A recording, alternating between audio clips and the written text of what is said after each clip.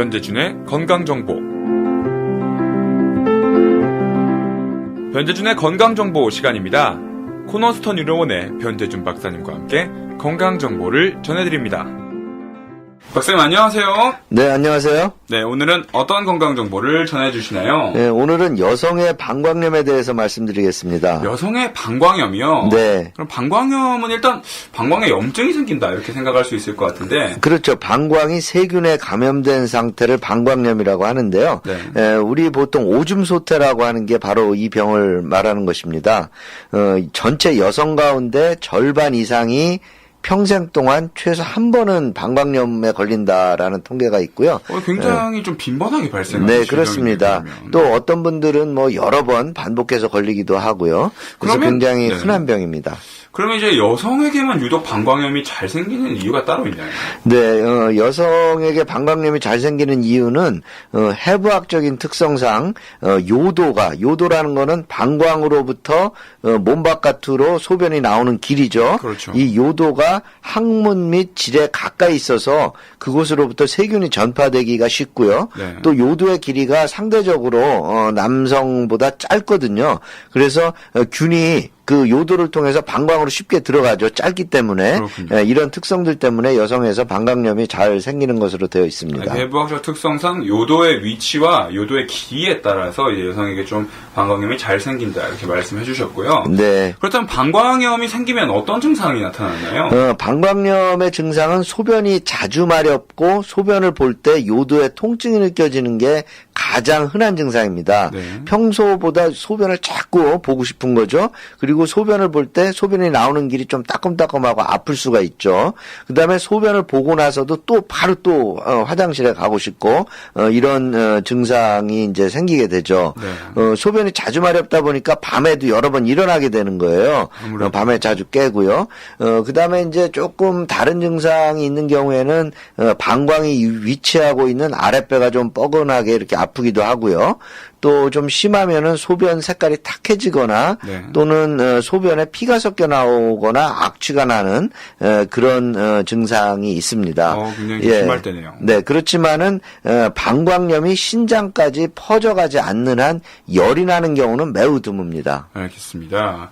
그렇다면 이 같은 증상 말고도 네. 그 방광염이 있는지는 어떻게 알 수 있을까요? 사실은 의사들은 이제 위에 말한 증상이 있으면 대개는 뭐 방광염이 있다라고 진단을 하고요. 대개는 맞습니다. 네. 그런데 이제 이거를 결정적으로 한번 증명을 해야 되겠다라고 하면은 소변 검사를 해서 소변에 백혈구죠. 보통 사람들이 염증 세포라고 하는 건데요. 네. 백혈구가 섞여 나오면 이거는 방광에 염증이 있다 이렇게 바로 진단할 수 있고요.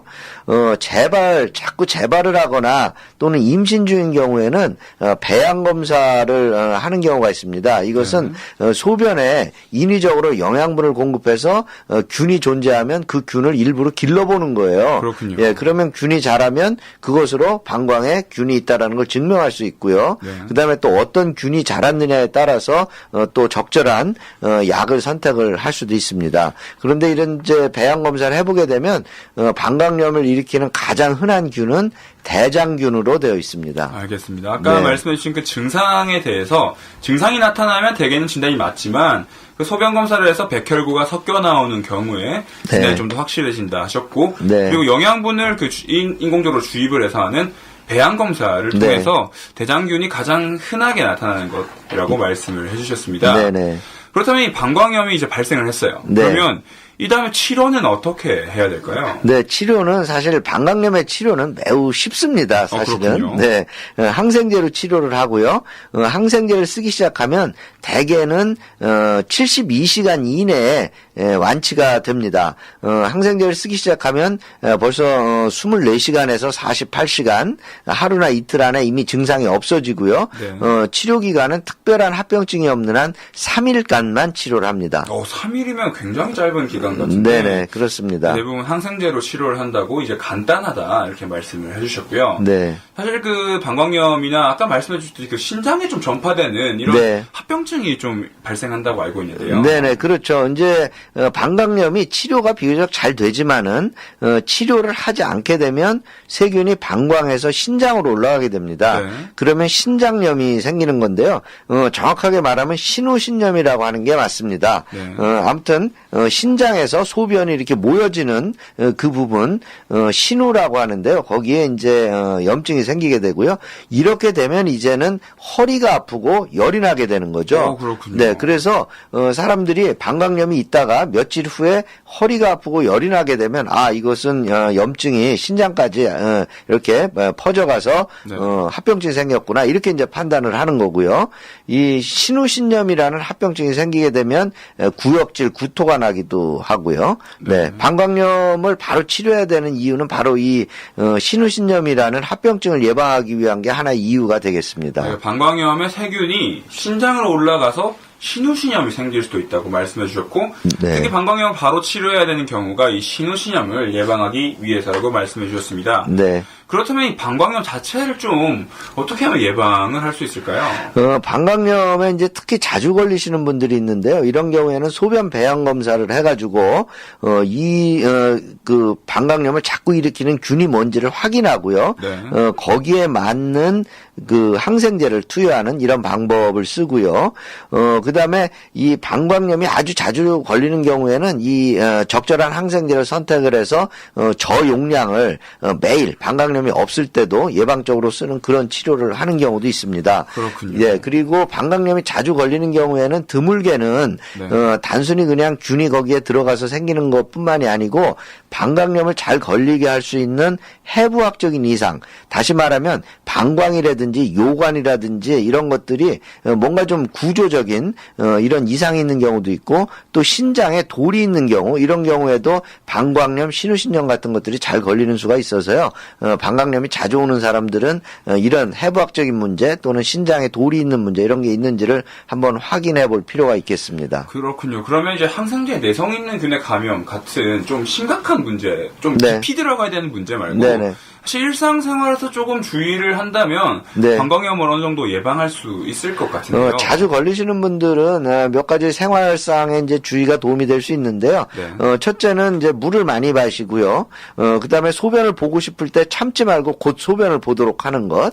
다시 말하면 방광에 세균이 들어있더라도 빨리빨리 소변을 봐서 많은 양의 소변을 봐서 씻겨 내려간다 이런 개념이라고 생각을 하시면 되겠어요. 네. 예, 그렇게 되면 균이 증식될 시간이 짧아지면서 방광염이 좀 예방이 될 수 있다라는 생각이 들고요. 혹시 뭐 다른 네. 또 사항도 있나요? 네, 그 다음에 이제 사람에 따라서는 성교 후에 방광염이 잘 걸리시는 분들이 계세요. 네. 예, 이런 경우에는 관계를 가진 후에 소변을 보도록 하는 것 이런 것이 이제 권장이 되고요. 또 이 성관계를 가질 때마다 방광염이 걸리시는 분들은 예방적으로 미리 항생제를 쓰기도 합니다. 알겠습니다. 네. 그러면 또 뭐 다른 방법이 또 있나요? 네, 여러 가지가 또 이제 일상생활상의 주의사항이 있는데, 대변, 소변을 본 후에 화장지를 쓰는데, 네. 이때 항문 쪽에서 질 쪽으로, 요도 쪽으로 쓰는 게 아니라, 반대로, 그 요도 쪽에서 항문 쪽으로 이렇게 화장지를 쓰는 게, 방광염을 좀 예방하는 데 도움이 되고요. 그 다음에 방광염이 자주 걸리는 그 분들은, 살균 성분이든 여성 청결제를 사용하지 않는 게 좋은데요. 사용하지 않는 것이 좋죠. 네네. 왜냐하면은 그 여성의 질과 요도 주위에는 유산균이라고 불리는 이런 소위 말하는 좋은 균이 있어서 네. 나쁜 균이 자라는 것을 이렇게 막아주는데 살균 성분이 있는 여성 청결제는 좋은 균까지도 다 죽게 만들어서 방광염을 좀 자주 걸리게 하는 경향이 있어서 자주 걸리시는 분들은 너무 살균 성분이 든 청결제를 쓰는 것은 안 좋다 이런 것도 알려져 있고요. 네. 그 다음에 이제 너무 꼭 끼는 그 바지나 내복을 입는 것도 방광염을 자주 걸리게 하는 이유가 된다. 뭐 이런 것도 알려져 있습니다. 그렇군요. 이렇게 방광염의 일상생활의 주의까지 알아보았고요. 오늘은 그 여성에게서 흔히 나타나는 여성 가운데 절반 이상이 평생 동안 최소한 한 번 이상 걸린다고 하는 방광염에 대해서 알아보았습니다. 마지막으로는 방광염을 일상생활에서 주의하는 방법에 대해서 좀 알아보았는데요. 방광염을 이제 물을 일단 좀 많이 마시고 소변이 마려울 때는 일단 소변을 빨리빨리 배출하는 것이 좋다. 그리고 네. 성교 후에는 이제 소변을 보는 것이 권장된다. 그리고 그런 성교 후에 방광염이 자주 걸리시는 그렇죠. 분들. 네. 네네. 그리고 대소변을 본 후에 약간은 이제 좀 팁이라고 할 수 있겠네요. 네. 앞에서 뒤로 이제 닦는 것이 좋다. 이렇게 네. 말씀해 주셨고. 그리고 여성 청결제, 특별히 살균 성분이 든 여성 청결제는 사용하지 않는 것이 좋다. 이렇게 말씀하셨고.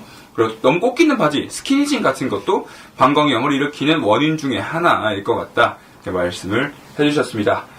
변준의 건강정보 시간, 코너스톤 의료원의 변재준 박사님과 함께 배워봤습니다. 박사님 감사합니다. 네, 다음 시간에 뵙겠습니다.